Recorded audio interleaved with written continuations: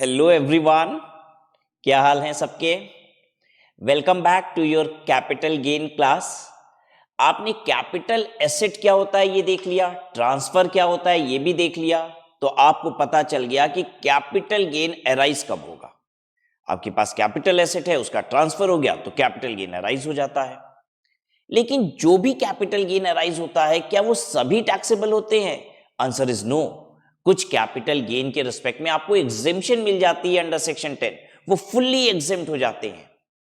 तो tell me, as in tax payer लिए ये खुश होने वाली बात है या दुखी होने वाली बात है? अगर मैं ये कहता हूं सेक्शन 10 में कैपिटल गेन एग्जेम्प्ट है, you will not be required to pay taxes, this will make you happy as an tax payer और सैड? तो ऑब्वियसली आप कहेंगे कि खुश होंगे हम, यू विल बी हैप्पी। तो लेट्स सी सेक्शन 10 क्या कहता है, whether it makes you happy और नॉट। आइए, capital gain exempt under section 10। सबसे पहला कैपिटल गेन जो एग्जेम्प्ट कर रहा है वो कौन सा है? Capital gain on transfer of US 64। पता है ये यूएस 64 क्या है? यूएस 64 है यूटीआई की यूनिट्स। मैंने आपको पहले ही बताया है कि हमारे देश में म्यूचुअल फंड का कॉन्सेप्ट लाने वाली जो पहली कंपनी है वो कौन है? यूटीआई। इसने अपना काम जो शुरू किया था म्यूचुअल फंड वाला वो 1961 या 62 में किया था। और ये जो यूएस 64 है ये आया था 1964 में, यूएस 64 इसका नाम। और हिंदुस्तान की आज तक की सबसे पॉपुलर स्कीम यानी सबसे पॉपुलर इन्वेस्टमेंट अगर किसी को कहा जाए तो वो यही था, यूएस 64। 1964 में आया था और 1998 तक पता है इसमें 2.5 करोड़ इन्वेस्टर्स थे। 2.5 करोड़ लोगों ने इस यूएस 64 में इन्वेस्ट किया था। इसको इशू किया गया था, ये 10 रुपए की प्राइस पे इशू हुआ था और ये बहुत तेजी से इसकी प्राइस ग्रो कर रही थी। मतलब इतनी बढ़िया रिटर्न तो सच पूछिए आज तक किसी भी इन्वेस्टमेंट पे किसी भी इन्वेस्टर को मिली ही नहीं होगी। ये 10 रुपए से शुरू होता है और ये लगभग 1,000 रुपए क्रॉस कर जाता है। 10 रुपए से शुरू होता है, 1,000 रुपए भी क्रॉस कर जाता है 100 टाइम्स। मतलब आप ऐसे समझ लिए किसी ने 1 लाख रुपए लगाए तो उसके 1 करोड़ रुपए बन गए। वो इन्हें जबरदस्त रिटर्न, इस तरीके का रिटर्न इसने दिया, राइट। तो आज भी ये मार्केट में है यूएस 64। तो तकरीबन ऐसे समझ लीजिए लगभग 2002 तक ये अपने इंक्रीजिंग ट्रेंड पे था, ठीक है। 2000 तक 2002 तक भी ये इंक्रीजिंग ट्रेंड पे था और उसके बाद ये फॉल करने लग जाता है, जबरदस्त फॉल करता है।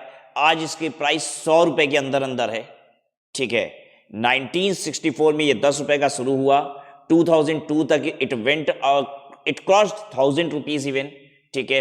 1300-1400 रुपए तक का इसने हाई बनाया है and now it is only of ₹100। अब ध्यान दीजिएगा, यूएस 64 में 2002 के बाद जिन्होंने भी एंटर किया है, ठीक है, 2002 तक ये 1,000 रुपए के आसपास था, राइट। और इसकी प्राइस कंटिन्यूसली डिक्लाइन हो रही है। तो जिन्होंने भी यूएस 64 में करंट टाइम में जो लोग भी इन्वेस्टेड हैं, क्या वो लॉस में है? Answer is yes. और गवर्नमेंट जानती है ये लॉस छोटा मोटा नहीं है, बहुत जबरदस्त लॉस है। बहुत सारे लोगों ने 1,000, 1,200, 1,300 रुपए के रेट पे भी खरीदा है इसको, ठीक है। और आज इसकी प्राइस 100 रुपए है, तो वो लोग जब इसे बेचेंगे तो उन्हें ह्यूज कैपिटल लॉस होगा।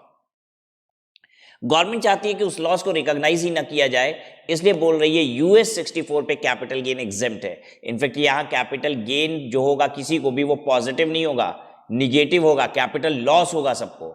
और गवर्नमेंट उस लॉस को रिकॉग्नाइज नहीं करना चाहती है, इसलिए बोल रही है कि 2002 के बाद से हम इस पे कैपिटल गेन एग्जेम्प्ट करते हैं, सो दैट कि आप लॉस को एडजस्ट ना कर पाओ।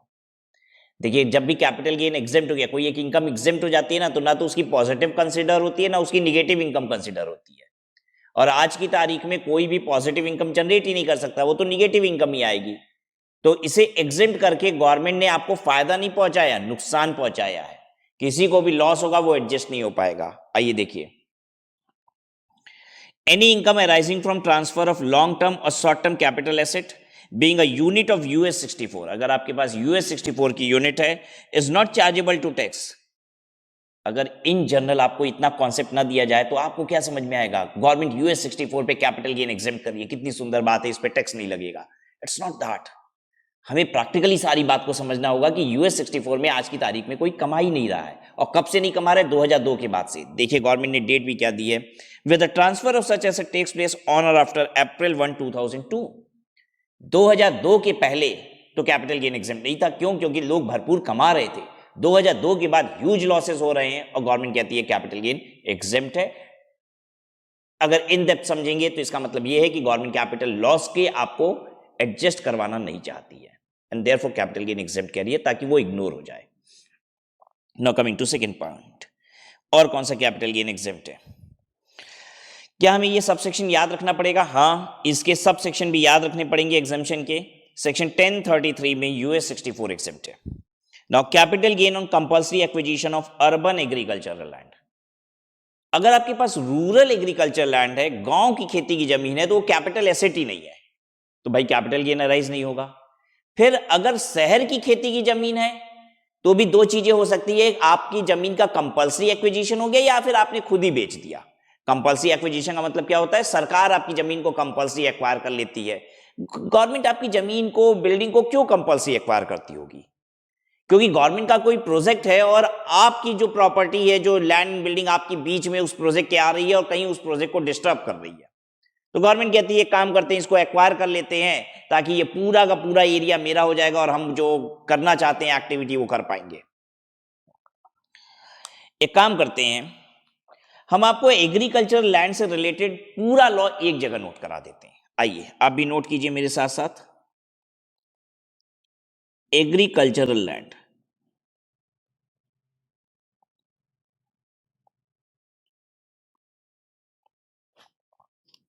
एग्रीकल्चरल लैंड रूरल भी हो सकती है, एग्रीकल्चरल लैंड अर्बन भी हो सकती है, राइट। अगर ये एग्रीकल्चरल लैंड रूरल है तो is not a capital asset, not a capital asset. अगर कैपिटल एसेट ही नहीं है तो कैपिटल गेन अराइज नहीं होगा। अगर वो अर्बन है तो हम कहते हैं दो बातें हो सकती है। अच्छा, रूरल में भी कंपल्सरी एक्विजिशन हो सकता है, अदर ट्रांसफर हो सकता है, आपने खुद बेच दी, लेकिन सोचने की जरूरत ही नहीं ट्रांसफर कैसे हुआ है, क्योंकि अगर कैपिटल एसेट ही नहीं है तो ट्रांसफर अगर हो भी गया तो कैपिटल गेन अराइज नहीं होगा ना, वो तो कैपिटल एसेट ही नहीं है। आपके पास जो एसेट है वो कैपिटल एसेट होनी चाहिए, उसका ट्रांसफर होना चाहिए, तब कैपिटल गेन अराइज होता है। If it is not a capital asset, why you need to check whether it is an transfer और not, right? Because if it is not a capital asset, the capital gain would not arise. ठीक है। Now coming to urban, दो बातें यहां भी करते हैं। Compulsory acquisition है,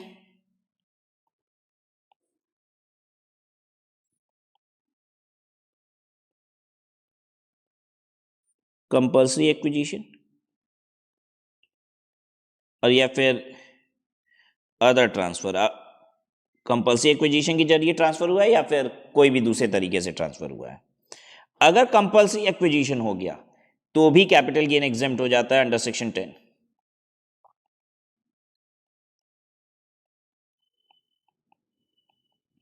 1037। चलिए, अब आपको याद रहेगा, गांव की खेती की जमीन तो कैपिटल एसेट ही नहीं है, बात ही खत्म।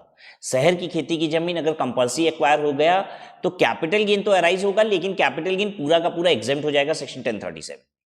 अगर आपने कुछ और ट्रांसफर किया तो भी टेंशन की बात नहीं है, आपको ना इन्वेस्टमेंट बेस्ड एग्जेम्पशन मिल जाएगी।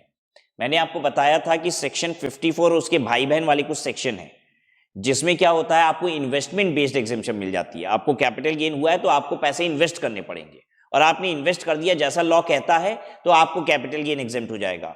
तो अर्बन, शहर की खेती की जमीन के केस में भी आपको एग्जेम्पशन मिल जाती है, राइट। यानी खेती वाली जमीन के केस में हर जगह कुछ ना कुछ एग्जेम्पशन है। गांव वाली तो सीधे सीधे कैपिटल एसेट ही नहीं है।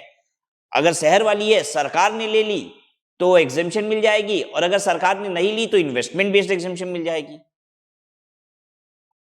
तो यहां पे मिलेगी आपको इन्वेस्टमेंट बेस्ड एग्जेम्पशन। ठीक है, इन्वेस्टमेंट बेस्ड एग्जेम्पशन कहां होती है? अंडर सेक्शन 54B में। तो रट लीजिए ये सारे सेक्शन, ये पूरा चार्ट आपके दिमाग में एक बार में बैठना चाहिए, क्योंकि तीन जगह अलग अलग हम बात पढ़ते हैं एग्रीकल्चर लैंड की, हम भूल जाते हैं। आपने पहली वाली बात, ये वाली बात ऑलरेडी पढ़ ली है, ये वाली बात इस समय पढ़ रहे हैं, और ये वाली बात अभी थोड़ी देर बाद पढ़ेंगे आप। तो आप भूल ना जाएं, इसलिए ये सारी बात एक जगह। चलिए देखिए, compulsory acquisition of urban agricultural land. Any transfer of urban agricultural land on compulsory acquisition is exempt if the following conditions are satisfied. SSC is an individual और HUF. जो शहर वाली खेती की जमीन है वो किसकी एक्वायर की गई है, इंडिविजुअल की या HUF की। अब टाटा टी कंपनी के पास भी क्या खेती वाली जमीन है? हाँ, वो भी तो चाय उगाते हैं वहां पे, लेकिन अगर टाटा टी कंपनी की खेती वाली जमीन को कंपल्सरी एक्वायर किया जाएगा तो उन्हें ये एग्जम्पशन नहीं मिल रही है। ये बेसिकली कंपनियों को नहीं, ये देखिए गवर्नमेंट किसको फायदा देना चाह रही है, किसानों को। वो इंडिविजुअल की तरह ऑपरेट करते हैं या फिर HUF की तरह ऑपरेट करते हैं, ठीक है। बड़ी बड़ी कंपनी को एग्जम्पशन थोड़ी ना दे रही है।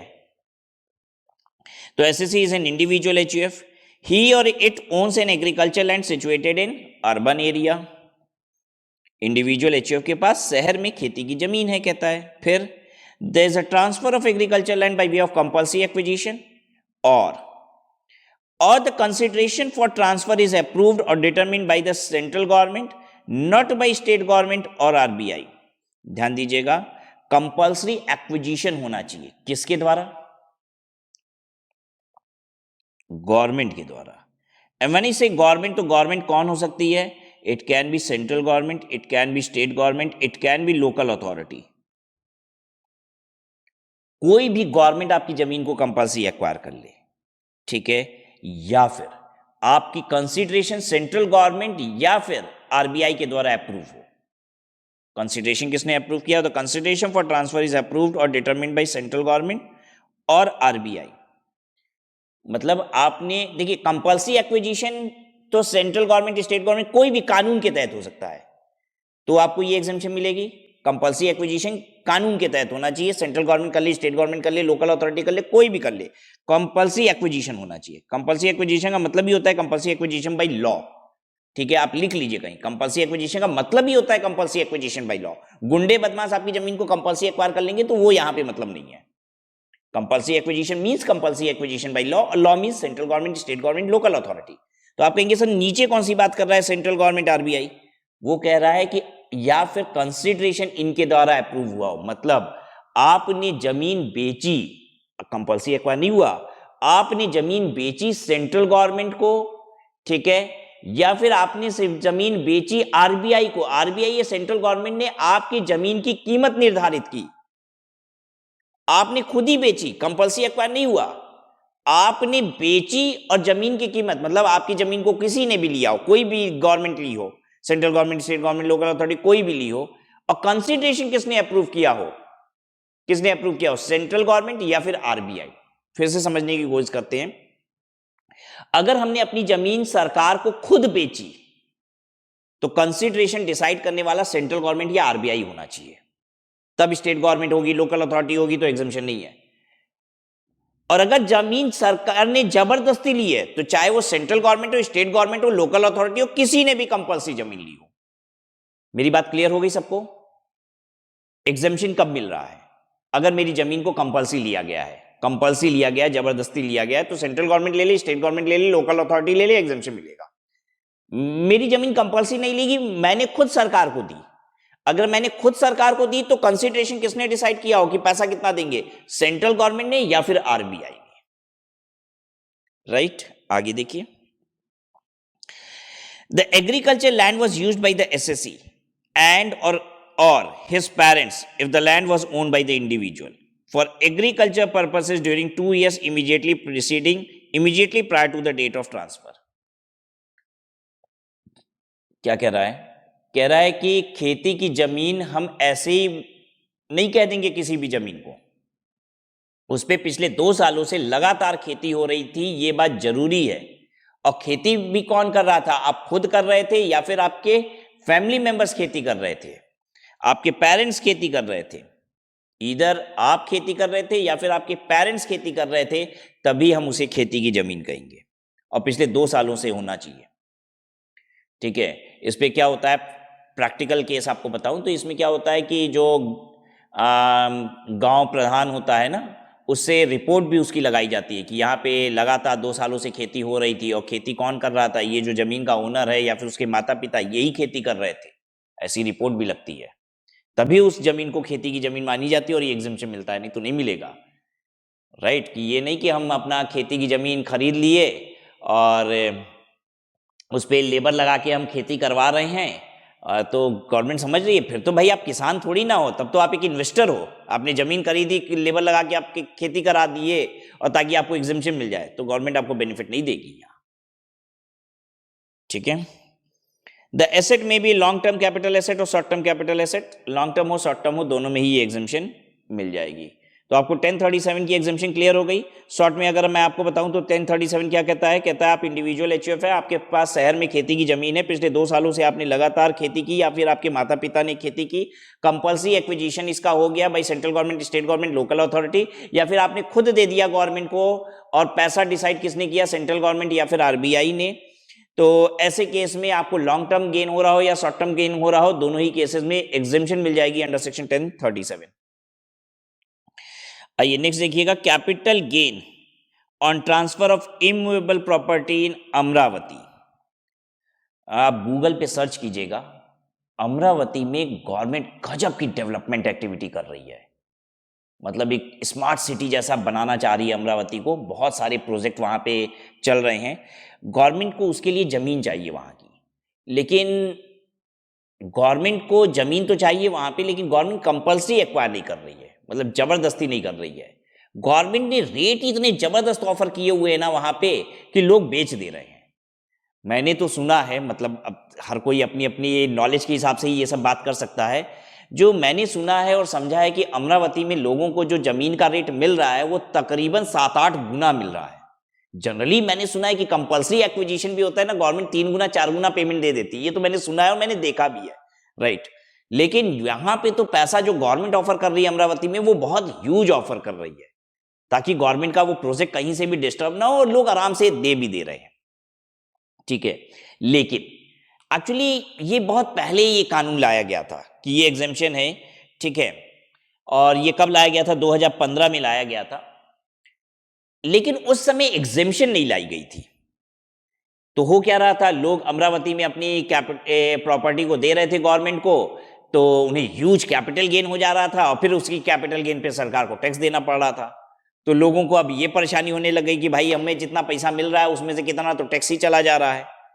तो गवर्नमेंट ने इसमें अमेंडमेंट लाया, कहा कि भाई हम आपका कैपिटल गेन भी एग्जेम्प्ट कर देंगे।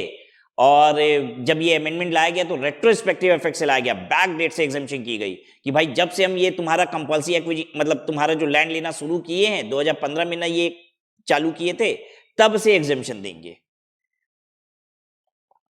तो section 1037 A inserted with retrospective effect from 1/15 to provide that the transfer of capital asset being immovable property in Amaravati under the land pooling scheme shall be exempt. उस स्कीम को land pooling scheme कहा जा रहा है। Government compulsory acquisition नहीं कह रही है, गवर्नमेंट कह रही है हम लैंड पुल कर रहे हैं, ये मेरा रेट है, जिसको बेचना है बेच दो। ठीक है, तो लोग जो इस स्कीम के तहत अपनी जमीनों को बेच रहे हैं, 2015 से ये स्कीम आई थी और 2015 से ही ये एग्जेम्पशन भी इंसर्ट कर दिया गया, बैक डेट से एग्जेम्पशन ला दिया गया कि भाई 2015 से जिन्होंने भी जमीन बेची है उनको एग्जेम्पशन है। ठीक है, अच्छा आपको लग रहा होगा कि आज ये अमेंडमेंट किया गया है, नहीं बेटा, 1 साल बाद ही कर दिया गया था। तो किसी ने भी टैक्स पे नहीं किया था। टैक्स पे करना ही कब होता है? फाइनेंशियल ईयर एंड होने के बाद, तब तक ने गवर्नमेंट ने अमेंडमेंट ला दिया था। ठीक है, अगले बजट में गवर्नमेंट ने अमेंडमेंट ला दिया था। तो किसी ने भी ऐसा नहीं था कि अभी तक टैक्स पे किया था। जिस भी फाइनेंशियल ईयर का टैक्स देना था उसके आने के पहले पहले अगला बजट आ गया, और अगला बजट आया उसमें गवर्नमेंट ने बैक डेट से ये एग्जेम्पशन दे दी कि आपको कैपिटल गेन एग्जेम्प्ट है। राइट नाउ अब हम बढ़ते हैं कैपिटल गेन की कंप्यूटेशन की तरफ। देखिए अब मैंने आपको स्टेप पूरे पहले ही बता दिए थे कैसे हमें करना होगा। हम जानेंगे कैपिटल एसेट क्या है, दूसरा जानेंगे ट्रांसफर क्या है। इन दोनों को जानने के बाद हमें पता चल जाएगा कि कैपिटल गेन अराइज हुआ कि नहीं। और कैपिटल गेन अगर अराइज हो गया तो अब दो बातें होंगी, या तो वो कैपिटल गेन एग्जेम्प्ट होगा सेक्शन 10 में, और अगर नहीं हुआ तो कैपिटल गेन की कंप्यूटेशन करेंगे। तो अब वही करने जा रहे हैं, कैपिटल गेन की कंप्यूटेशन। ठीक है, कैपिटल गेन भी दो प्रकार का होता है कि नहीं? होता है भाई, लॉन्ग टर्म और शॉर्ट टर्म। पहले शॉर्ट टर्म कैपिटल गेन की कंप्यूटेशन करा देते हैं। Computation of short term capital gain.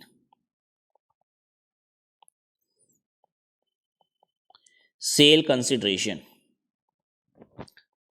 Sale consideration में से आप माइनस करते हैं कॉस्ट ऑफ एक्विजिशन,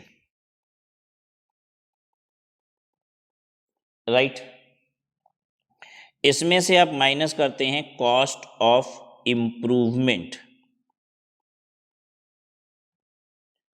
फिर इसमें से माइनस करते हैं आप एक्सपेंसेस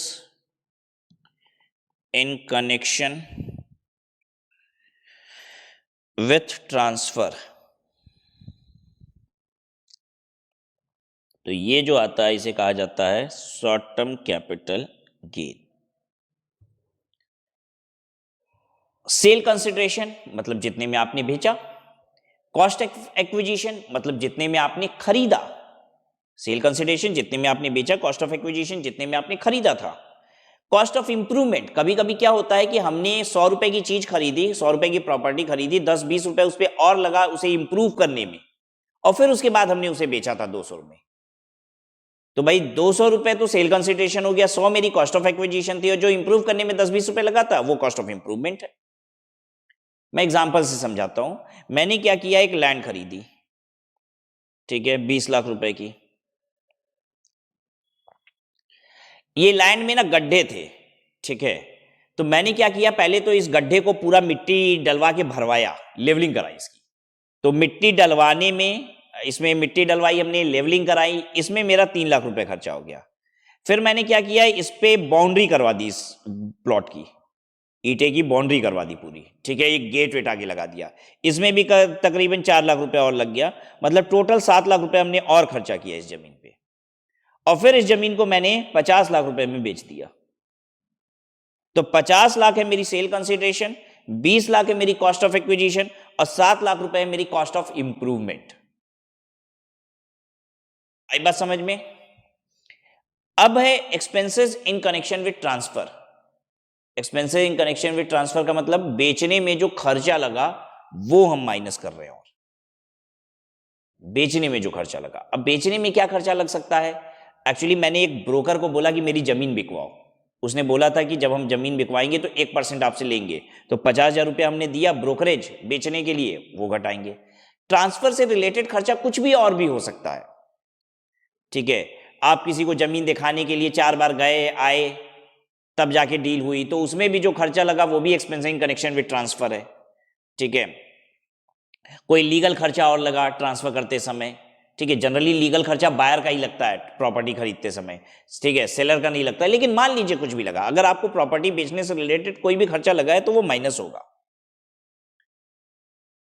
राइट। और बैलेंस जो बचा वो आपकी इनकम हो गई। तो आपने सेल में से कॉस्ट घटाया, इंप्रूवमेंट का खर्चा घटाया, और जो बेचने में खर्चा लगा वो घटाया, तो आपकी इनकम आ गई। पर मैं जब ये बात कहता हूं ना तो बच्चों के दिमाग में एक बात आती है कि सर जो खरीदते समय खर्चा लगा था उसका क्या? बेचते समय खर्चा लगा तो आपने यहां घटवा दिया, खरीदते समय जो खर्चा लगा।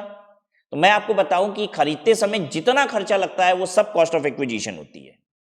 अगर आपने एक जमीन खरीदी 18 लाख रुपए की, और 1 लाख रुपए आपका रजिस्ट्री में खर्चा लग गया, जमीन की लिखा पढ़ी में खर्चा लग गया, तो जमीन की कॉस्ट ऑफ एक्विजिशन 19 लाख रुपए कहलाएगी बेटा। तो यहां जो कॉस्ट ऑफ एक्विजिशन लिखे हो, यहां आप 19 लाख रुपए पहले ही लिख दोगे।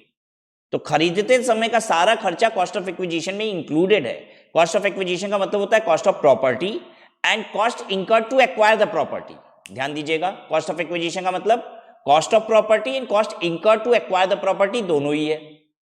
तो खरीदते समय का खर्चा वहां हो, आपको मिल ही गया, मतलब इसके साथ साथ तो वो भी घट ही गया, और बेचने का खर्चा अलग से आपने घटा लिया। And this is short term capital gain, right. चलिए, अब कभी कभी आपको ना एग्जाम में एक टर्म देखने को मिल जाता है, नेट सेल कंसिडरेशन। तो आप बच्चे कहीं उसको देख के परेशान ना हो जाओ, तो इसलिए मैं आपको एक बात बता दूं। और what is this net sale consideration? क्योंकि आपको यहां सेल कंसिडरेशन तो दिखा, नेट सेल तो कहीं दिखा नहीं। तो मैं आपको बता दूं वो नेट सेल कंसिडरेशन क्या चीज को लिखता है।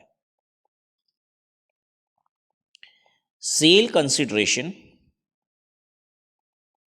में से आप अगर घटाएंगे एक्सपेंसेस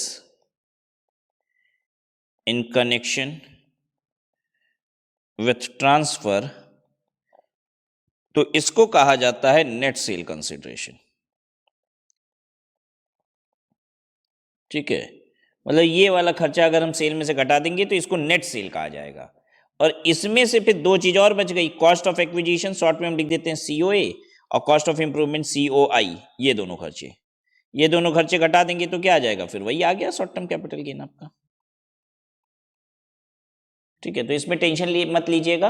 अच्छा, आप अब पूछोगे कि सर प्रेजेंटेशन कौन सा करें, आप यही वाला प्रेजेंटेशन कीजिए जो ऊपर आपको सिखाएं, लाइन से 3 चीजें घटाइए, cost of acquisition, cost of improvement और expenses in connection with transfer. Yes, अगर आपको नेट सेल कंसिडरेशन आ जाए एग्जाम में, ये टर्म दिख जाए, तो आप समझ जाइएगा कि already expenses in connection with transfer घट चुका है। Then you have only to deduct these 2 items so that you can calculate short term capital gain. बस आपको ये याद रखना है कि नेट सेल कंसिडरेशन अगर दिया हुआ है तो expenses in connection with transfer already deduct हो चुका होगा। ठीक है, हो सकता है सेपरेटली आपको नेट सेल कंसिडरेशन भी दिया हुआ है और expense in connection with transfer भी दिया हुआ है, तो फिर फर्दर मत घटा दीजिएगा क्योंकि वो ऑलरेडी घटा हुआ है। ठीक है, अच्छा अब हम बात करते हैं what is this long term capital gain. अगर हमको शॉर्ट टर्म की जगह लॉन्ग टर्म कैपिटल गेन निकालना हो तो हम सेल कंसिडरेशन में से घटाएंगे indexed cost of acquisition. Indexed cost of acquisition हम इसमें से घटाएंगे इंडेक्स्ड कॉस्ट ऑफ इंप्रूवमेंट। अब आप पूछेंगे सर ये दो चीज में इंडेक्स्ड क्यों लग गया। एक्चुअली हमने एसेट बहुत पहले खरीदी थी, ठीक है, तो महंगाई भी तो बढ़ रही है। अगर मान लीजिए हमने एक जमीन खरीदी 1 लाख रुपए की, ठीक है, और 4 सालों में महंगाई बढ़ गई है, मान लेते हैं 4 सालों में महंगाई बढ़ गई 40%, और हमने जमीन अपनी 1,40,000 की बेच दी, तो सरकार कहती है क्या ही फायदा हो गया, कुछ भी तो नहीं। महंगाई कितनी हो गई 40%, तो अगर 1 लाख की जमीन 1,40,000 में बेचे हैं तो कुछ भी फायदा नहीं हुआ, क्योंकि महंगाई के हिसाब से भी वो जमीन 1,40 की हो गई। अब समझ पाए, महंगाई का इफेक्ट लगाना पड़ेगा कॉस्ट पे और इंप्रूवमेंट पे, दोनों पे। अगर आपने प्रॉपर्टी खरीदने में जो खर्चा किया था उस पे महंगाई कितनी अब तक बढ़ गई है वो लगाइए। महंगाई का इफेक्ट कितने दिनों का लगाना होगा आपको, जब खरीदे थे से लेके जब बेचे हो, ठीक है, खरीदने से लेके बेचने इतने पीरियड का महंगाई का इफेक्ट लगाइए। इसमें भी महंगाई का इफेक्ट लगाना है, हाँ भाई इंप्रूवमेंट में भी लगाना है। कितने सालों का लगाएंगे, जब इंप्रूवमेंट किए थे वहां से, उस साल से लेके जब आप बेचे हो जिस साल, वहां तक का। ठीक है, एग्जांपल से समझा देते हैं। मान लीजिए हमने परचेज किया 2018 में, ठीक है, इंप्रूवमेंट किया 2019 में, ठीक है, और सेल किया 2023 में, तो 18 से लेके 23 का परचेज में लगाएंगे इन्फ्लेशन इफेक्ट, जो परचेज कॉस्ट होगी 8 लाख रुपया। अब आप कहेंगे ये कैसे लगता है, तो ये सब अभी सिखाएंगे, अभी आप टेंशन मत लीजिए। जो चीज हम नहीं बोल रहे हैं पूरा पूरा, इसका मतलब है कि अभी वो बाकी है। इंडेक्सेशन अभी आपको सीखना आगे चल के, ठीक है। बस अभी आप इतना समझिए महंगाई का इफेक्ट लगता है, उस पीरियड का हम महंगाई का इफेक्ट उस पर लगा देते हैं। अब कैसे लगाते हैं, कितना होता है महंगाई, सब सीखेंगे आप, ठीक है। So this is how you do and you get long term capital gain now. ठीक है, इंडेक्सेशन सेल पे नहीं, सेल तो आज ही हुई है। Expenses in connection with transfer, बेचते समय ही तो खर्चा लगा है, तो ये सब तो आज की करंट डेट का है, ठीक है। ये दो चीज पुरानी थी, आपने एक्विजिशन पहले किया था, आपने इंप्रूवमेंट पहले किया था, तो उस पर महंगाई का इफेक्ट लगा दिया इन दोनों पे, राइट।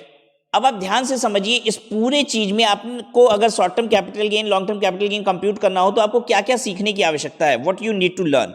हमें दिख रहा है, एक तो हमें सेल कंसिडरेशन क्या होता है ये जानने की जरूरत है, दूसरा इंडेक्स्ड क्या होता है, इंडेक्सेशन क्या होता है ये जानने की जरूरत है, तीसरा कॉस्ट ऑफ एक्विजिशन क्या होता है ये जानने की जरूरत है, ठीक है, कॉस्ट ऑफ इंप्रूवमेंट क्या होता है ये जानने की जरूरत है, ट्रांसफर वाला एक्सपेंसेस क्या होता है ये जानने की जरूरत है।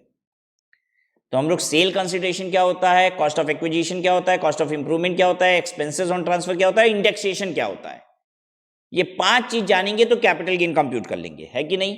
तो यही 5 चीजों को अब आपको एक एक करके पढ़ना है, राइट। सबसे पहला क्या है, सेल कंसिडरेशन। आइए यहीं से शुरू करते हैं। सेल कंसिडरेशन को क्या लिखा जाता है, फुल वैल्यू ऑफ कंसिडरेशन भी बोलते हैं। फुल वैल्यू ऑफ कंसिडरेशन का मतलब sale consideration. And now I tell you कि why do we call it as full value of consideration. चलिए आइए आपको बताते हैं फुल वैल्यू ऑफ कंसिडरेशन क्यों बोल रहे हैं। मान लीजिए हमने सेल किया प्रॉपर्टी 50 लाख रुपए में, लेकिन रिसीव किया अभी सिर्फ 10 लाख रुपया। ठीक है, हमने प्रॉपर्टी ट्रांसफर कर दी, 50 लाख रुपए में ट्रांसफर किए, लेकिन अभी 10 ही लाख रुपए मिला है। क्या कैपिटल गेन अराइज होगा अभी कि नहीं? अरे कैपिटल गेन तो अराइज होने के लिए पैसा मिलना भी जरूरी नहीं था। आपको 10 लाख रुपया भी नहीं मिला होता तब भी कैपिटल गेन अराइज हो जाता। कैपिटल गेन अराइज कब होता है? When you have a capital asset, उसका ट्रांसफर हो गया, बस इतना ही तो चाहिए। कैपिटल एसेट है, उसका ट्रांसफर हो गया, कैपिटल गेन अराइज हो जाएगा। अब नाउ जब कैपिटल गेन अराइज हो जाएगा तो आपको कंप्यूट करना होगा यही पूरा फॉर्मूला लगा के। तो इसमें सेल कंसिडरेशन कितनी लिखी जाएगी बताइए? अभी मिला तो 10 ही लाख है, आप 50 लाख रुपए लिखेंगे। 10 लाख रुपया भी ना मिला होता आपको तो भी 50 लाख रुपया लिखते आप। तो व्हाट इट वांटेड टू से, the consideration, the full value of consideration पे हमेशा कैलकुलेशन होगी। कई बार प्रॉपर्टी वगैरह ट्रांसफर होती है ना, पार्ट पेमेंट मिलती है। आपने कैपिटल एसेट ट्रांसफर कर दी, पार्ट पेमेंट लिया है, थोड़ा सा पैसा मिला है, तो that is not sale consideration. The sale consideration is the entire full value of consideration, whether you are going to receive और you have already received, it doesn't matter. इसीलिए वर्ड यूज करता है full value of consideration law. ठीक है, बस आप समझ लीजिए sale consideration. Full value of consideration is the consideration received और रिसीवेबल। आपने पैसा पा लिया या आप पाने वाले हो, बाय द ट्रांसफर, जिसने प्रॉपर्टी ट्रांसफर की है, in lieu of assets which he has transferred. Full value of consideration is the amount जो आपको मिलना है या आपको मिल चुका है उस एसेट के बदले में जो आपने ट्रांसफर किया है। Asset acquired may be received in cash और in kind. Asset acquired may be received in cash or in kind. If it is in kind, asset जो आपने एक्वायर किया है वो कैश में भी हो सकता है, काइंड में भी हो सकता है। If it is in kind then fair market value of the asset acquired is taken as full value of consideration. If it is in kind, cash में मिला है तब तो अच्छी बात है, सेल कंसिडरेशन पता चल गया। अगर काइंड में मिला है तो जो एसेट मिली है उसकी जो मार्केट वैल्यू है, एफएमवी है, वही आपकी सेल कंसिडरेशन होगी। अगर हमने जमीन दी, ठीक है, बदले में हमें क्या मिला? ज्वेलरी मिला, तो जो ज्वेलरी की फेयर मार्केट वैल्यू है दैट इज सेल कंसिडरेशन। ठीक है, लैंड सोल्ड, एग्जांपल लिख सकते हैं आप, लैंड सोल्ड, ज्वेलरी रिसीव्ड, जो ज्वेलरी रिसीव की है उसकी फेयर मार्केट वैल्यू है 50 लाख रुपया, तो sale consideration of land is 50 lakh. Clear है सबको? जो चीज मिलती है उसकी fair market value sale consideration कहलाती है। दूसरा, एडिक्वेसी और inadequacy of consideration is not relevant factor for the purpose of determining full value of consideration. ये जबरदस्त बात कह दिया लॉ ने। कह रहा है कि आपका कंसिडरेशन एडिक्वेट है कि इनएडिक्वेट है, कभी भी लॉ आपको इसके लिए नहीं बोलेगा। मतलब आपने अगर एक प्रॉपर्टी ट्रांसफर की, ठीक है, और आपने कहा सेल कंसिडरेशन इसका कितना? 20 लाख रुपया। सरकार कह रही है हो सकता है आपने 30 लाख का बेचा है, 50 लाख का बेचा है, लेकिन आप कह रहे हो कि हमने 20 लाख रुपए का सेल कंसिडरेशन किया है, 20 लाख रुपए आप दिखा रहे हो कि हमने रिसीव किया है, हम मान लेंगे। हम कभी भी ये सब नहीं बोलेंगे सेल कंसिडरेशन आपने कम दिखाया है, कह रही हम कभी नहीं बोलेंगे। Adequacy inadequacy of sale consideration will never be an matter. जो आप सेल कंसिडरेशन बोल रहे हैं, जितना आपने पैसा रिसीव किया, आप जो भी दिखाते हो सेल कंसिडरेशन, हम उसको सेल कंसिडरेशन मान लेंगे। एक बात बताइए, क्या आपको नहीं लगता कि यहां पे लोग चालाकी करेंगे कि भाई हम अपनी सेल कंसिडरेशन कम दिखा देते हैं ताकि कैपिटल गेन कम हो जाए? तो सिर्फ दो ही ऐसी चीज है जहां पे लोग ऐसी चालाकी करेंगे, और वो क्या है? Land and building. इसके अलावा दूसरी जगह करेंगे ही नहीं। अभी बता देता हूं आपको क्यों नहीं करेंगे। आपको लग रहा है क्यों नहीं करेंगे भाई, दूसरी जगह नहीं करेंगे, मैं बता रहा हूं ना, नहीं करेंगे। एक्चुअल में क्या है, देखिए दो पर्सन है, एक ये देखिए ये सेलर है, ठीक है, ये रहा बायर। सेलर बायर को 50 लाख रुपए में कोई चीज बेच रहा है, ठीक है, और कहता है कि हम इस ट्रांजैक्शन को ना 20 लाख का दिखाना चाहते हैं। तो सेलर के सिर्फ चाहने से हो जाएगा क्या? बायर भी ऐसा चाहेगा तब ना होगा। बायर भी तो अब तैयार हो जाए कि 50 लाख रुपए में सेलर बेच रहा है, तो बायर भी तैयार हो जाए, ठीक है भाई तुम ऐसा कह रहे हो तो चलो हम लोग कागजों पे 20 लाख रुपए लिख देते हैं, 20 लाख रुपया तुम हमसे बैंक से पेमेंट ले लो, 30 लाख रुपया नगद ले लो। बायर भी तो तैयार होना चाहिए। यानी एक ट्रांजैक्शन जो 50 लाख रुपए का है वो 20 लाख रुपए का तभी दिखाया जाएगा जब सेलर कह रहा है हम सेल 20 लाख रुपए काटेंगे, बायर परचेज भी उसको 20 लाख रुपए दिखाएगा, वो ट्रांजैक्शन को पूरा 20 लाख रुपए पे दोनों पार्टी रिकॉर्ड करेगी, तब ना वो ट्रांजैक्शन कम पे हो पाएगा। यानी बायर और सेलर दोनों का इंटरेस्ट होना चाहिए उसको कम पे दिखाने में। सेलर को फायदा होना चाहिए कम पे सेल वैल्यू दिखाने में और बायर को फायदा होना चाहिए कम पे बाइंग दिखाने में, तब ये ट्रांजैक्शन हो पाएगा। और ये फायदा सिर्फ और सिर्फ लैंड एंड बिल्डिंग में होता है। आइए समझाता हूं। लैंड में क्या होगा, सेलर कहेगा कि 20 लाख रुपए 50 लाख रुपए में मैं बेच रहा हूं, 20 लाख रुपए में दिखाना चाहता हूं। सेलर को क्या फायदा मालूम है, सेलर का कैपिटल गेन कम आ जाएगा। अगर सेलर सेल कंसिडरेशन को अपने कम करवाएगा, सेल कंसिडरेशन को कम कराएगा तो उसका कैपिटल गेन कम हो जाएगा, फायदा है। बायर अगर अपनी परचेज कॉस्ट को, कॉस्ट ऑफ एक्विजिशन को कम करवाएगा, भाई कॉस्ट इसकी तो कॉस्ट ऑफ एक्विजिशन है, परचेज कॉस्ट है ना, इसको कम कराने में क्या फायदा है भाई। अगर सेलर का सेल कंसिडरेशन कम होगा तो बायर का कॉस्ट ऑफ एक्विजिशन भी तो कम होगा। बायर को कॉस्ट ऑफ एक्विजिशन कम करने से क्या फायदा है फायदा, स्टैंप ड्यूटी। अगर आप लैंड एंड बिल्डिंग खरीदते हो तो स्टैंप ड्यूटी पे करना पड़ता है। जो आप स्टैंप पेपर खरीदते हो, जितने रुपए की प्रॉपर्टी की डीलिंग होती है उसका 7% स्टैंप पेपर लगता है। अब स्टैंप पेपर हर स्टेट में अलग अलग लगता है परसेंटेज, ठीक है। मैं यूपी से हूं, यूपी में 7% लगता है, ठीक है। तो जरा देखिए, अगर ये प्रॉपर्टी बायर 50 लाख रुपए का दिखाए कि मैं खरीद रहा हूं, तो इसे 50 लाख रुपए का 7% देना पड़ेगा। अगर इसने दिखाया ना 50 लाख रुपए में प्रॉपर्टी खरीद रहे तो 50 लाख का 7% देना पड़ेगा। अगर ये दिखाया कि हम 20 लाख रुपए में प्रॉपर्टी खरीद रहे तो 20 लाख का 7% देना पड़ेगा। यानी अगर ये कम कर देगा तो इसको 30 लाख का 7% यानी 2.1 लाख बच जाएगा। जल्दी बताइए, बायर भी करने में इंटरेस्टेड है कि नहीं, इच्छुक है कि नहीं प्राइस को कम दिखाने में। सेलर इच्छुक है कि सेल को कम दिखाएं ताकि कैपिटल गेन कम आए। सेलर तो अब जितना सेल कम करेगा उतना उसका कैपिटल गेन कम आएगा, और बायर जितना कम करेगा उतना उसकी स्टैंप ड्यूटी कम हो जाएगी।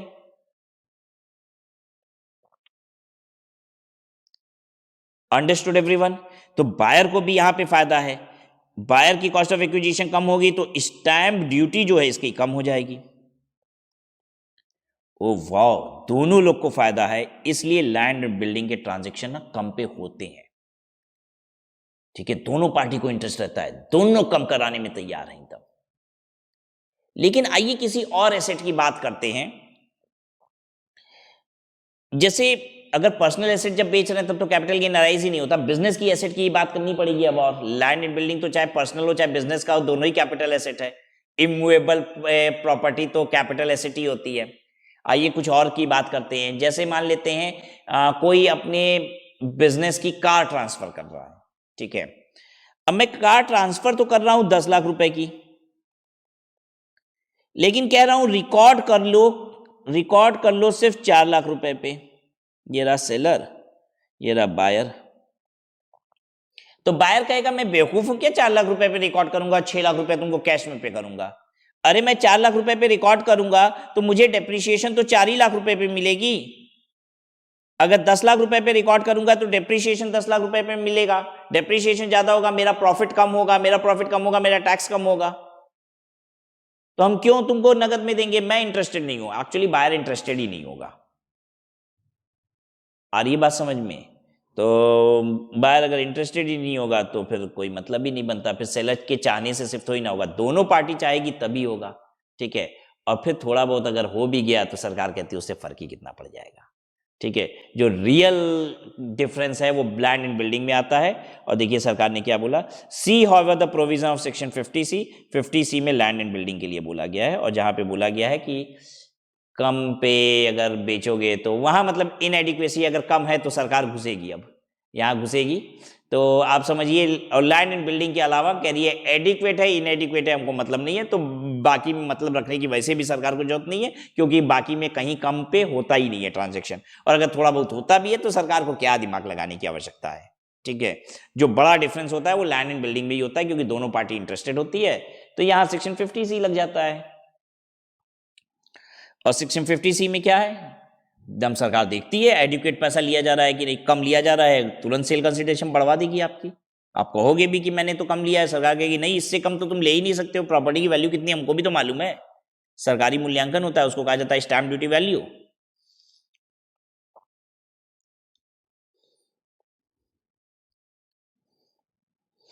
इसीलिए मैं बता रहा था कि जब दोनों पार्टी का इंटरेस्ट यहीं पे था ना, तो यहीं पे सेक्शन 50C लग जाता है, और ऐसा हो नहीं पाएगा फिर। It makes no difference whether or not full value of consideration is received during the previous year, even if the full value of consideration is received in installment in different years. The entire value of consideration has to be taken into account for computing capital gain.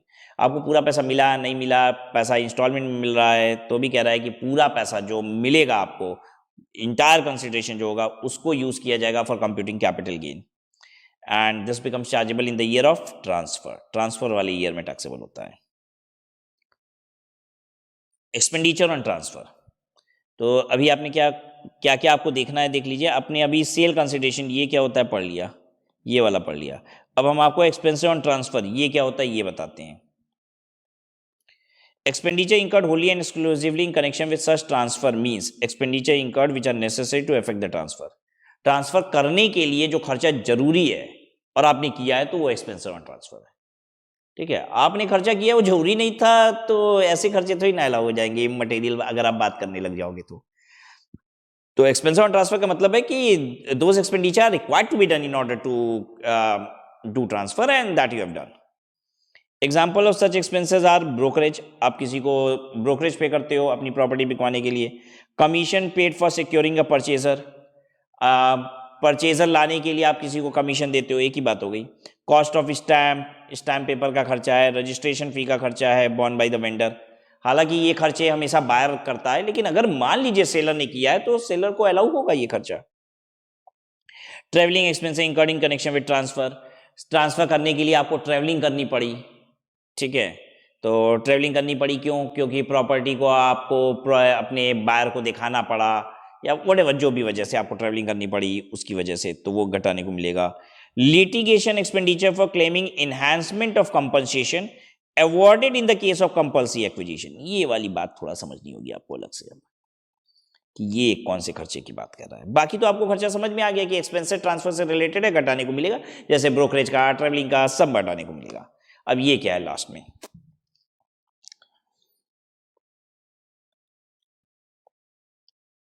देखिए ये government ना एक highway बना रही है, ये है highway. ठीक है, और इसी हाईवे पे यहाँ पे बीच में मेरी प्रॉपर्टी आ रही है, ये देखिए ये मेरी प्रॉपर्टी है, ये मेरा लैंड है। तो देखिए गवर्नमेंट का हाईवे डिस्टर्ब हो रहा है, मतलब मेरी प्रॉपर्टी, आधी प्रॉपर्टी उसमें आ जा रही है। तो गवर्नमेंट ने प्लान किया कि हम एक काम करते हैं, इसको कंपल्सरी एक्वायर कर लेते हैं। ठीक है, और गवर्नमेंट ने कंपल्सरी एक्विजिशन के इस प्रॉपर्टी का कर लिया, और मुझे 50 लाख रुपए की कंसिडरेशन डिटरमिन कर दी। 50 लाख कंसिडरेशन डिटरमिंड। सरकार हमसे पूछ थोड़ी ना रही है, जमीन ले ली और बता दी तुम्हारा 50 लाख रुपया बनता है। सच पूछिए तो मैं जमीन ये बेचने ही वाला था। 4 दिन पहले मैंने इसका सौदा भी कर रहा था, किसी ने मुझसे पूछा कि ये जमीन कितने में बेचोगे, मैंने डील भी करनी थी, मैंने अपना प्राइस भी दे दिया था। 35 लाख रुपए मैंने कोट किया था इसका, 35 लाख। ठीक है, बिकी नहीं थी जमीन। 4 दिन पहले किसी ने पूछा कि मैं जमीन बेचने में इंटरेस्टेड था, किसी ने पूछा कि भाई जमीन कितने में बेचोगे, मैंने कहा 35 लाख रुपए की बेचेंगे। तब तक मैं 3-4 दिन बाद सरकार आती है, जमीन ले लेती है मेरी, और 50 लाख रुपया कंसिडरेशन डिटरमिन कर देती है कि तुमको 50 लाख रुपए मिलेगा। एक बात बताइए, मैं खुश हूं कि दुखी हूं? 90% केस में हिंदुस्तानी यहां पे दुखी हो जाते हैं, कहते हैं लो मेरी तो जमीन ले ली, करोड़ रुपए की जमीन मेरी सरकार ले ली। अरे अभी तुम 4 दिन पहले 35 लाख रुपए का बेच रहे थे, अब कह रहे हो कि तुम्हारी करोड़ों की जमीन। हाँ, क्योंकि गवर्नमेंट अपने से ले ली ना, पूछी नहीं ना, तो अब मेरा मन बढ़ जाता है। अच्छा मेरी जमीन ले ली, मेरी तो करोड़ों रुपए की जमीन थी, बस 85 लाख रुपया दिए हैं। Yes, this is what exactly happens. आप सेटिस्फाइड नहीं होते हो। ठीक है, एट टाइम्स ऐसा होता भी है कि आपको सेटिस्फाइड नहीं होना चाहिए, मैं ये बात नहीं कह रहा हूं, हो सकता है कि आपको कंसिडरेशन कम मिली है, बट बहुत सारे केसेस में सेटिस्फैक्शन से ज्यादा गवर्नमेंट देती है तो भी सामने वाला सेटिस्फाइड नहीं होता है, क्योंकि उसने खुद से नहीं बेचा, बेचा होता शायद तो कम ही में बेच रहा होता। लेकिन बहरहाल अब क्या होता है, ये बंदा चला जाता है कोर्ट में। ठीक है, और कोर्ट से कहता है कि मुझे इनहैंस्ड कंपनसेशन चाहिए। अच्छा, कोर्ट में जाके आप ये केस नहीं कर सकते हो कि हमारी जमीन हमको वापस दिलवाओ, ठीक है, क्योंकि जनरली ये केस आप लूज ही कर जाओगे, क्योंकि गवर्नमेंट का अगर कोई बड़ा प्रोजेक्ट है तो वो आपकी वजह से कोर्ट भी हिंडर नहीं कराएगा, आप केस हारोगे ही हारोगे, ये गारंटी है, ठीक है। आप कोर्ट में केस करते हो इनहैंस्ड कंपनसेशन, मुझे पैसा और बढ़ा के चाहिए, ठीक है। तो जब गवर्नमेंट ने आपको 50 लाख रुपए का कंसिडरेशन डिसाइड किया तो आप 50 लाख रुपए में से तो कॉस्ट तो अपनी पूरी घटा ही चुके थे, कोई इंप्रूवमेंट था वो भी तो पूरा घटा ही चुके थे, ठीक है। इस समय भी अगर कोई खर्चा हुआ था बेचने में, हालांकि हुआ नहीं होगा, अगर हुआ था तो वो एक्सपेंसिव भी तो घटा ही चुके थे। आप कोर्ट में केस किए और आपको 20 लाख रुपया और मिल जाता है, तो अब क्या इसमें से जमीन की कॉस्ट आप घटाओगे? नहीं, कॉस्ट तो है ही नहीं, इंप्रूवमेंट घटाओगे? अरे सब घटा तो चुके हो कॉस्ट इंप्रूवमेंट सब, ये भी नहीं है। लेकिन कोर्ट में केस किए थे तो खर्चा लगा था कोर्ट कचहरी वाला, हाँ वो घटाओगे एक्सपेंस, इसको कहा जाता है, कोर्ट कचहरी के खर्चे को कहा जाता है लिटिगेशन एक्सपेंस। तो जब भी आपको इनहैंस्ड कंपनसेशन मिलता है तो उसमें से लिटिगेशन एक्सपेंस घटेगा, क्योंकि इनहैंस्ड मिला ही कैसे होगा, जब आपने कोर्ट कचहरी किए होगे। तो वही कह रहा है कि litigation expenditure for claiming enhancement of compensation awarded in the case of compulsory acquisition. Compulsory acquisition का केस था आपका, आप इन्हांसमेंट कराने के लिए कंपनसेशन के कोर्ट केस किए, तो जो भी कोर्ट कचहरी के खर्चे लगे वो आपको घटाने को मिलेगा, कहाँ से? इनहैंस्ड कंपनसेशन से। इनहैंस्ड कंपनसेशन जो 20 लाख रुपए और मिलेगा वो सेल कंसिडरेशन कहलाएगी, लेकिन उसमें से घटाने के लिए कॉस्ट इंप्रूवमेंट ये सब होगा ही नहीं, क्योंकि वो तो जो पहले कंपनसेशन मिला था, फर्स्ट कंपनसेशन, इनिशियल कंपनसेशन, उसमें से घट चुका था, राइट। तो ठीक है, अभी हमें और भी सीखना है, एक्विजिशन कॉस्ट सीखना है वो क्या होती है, देन हमें इंडेक्सेशन समझना होगा कि ये क्या होता है, कॉस्ट ऑफ इंप्रूवमेंट भी समझना होगा क्या होता है। तो ये सब सीखेंगे आपके साथ अगली क्लास में। Will stop here.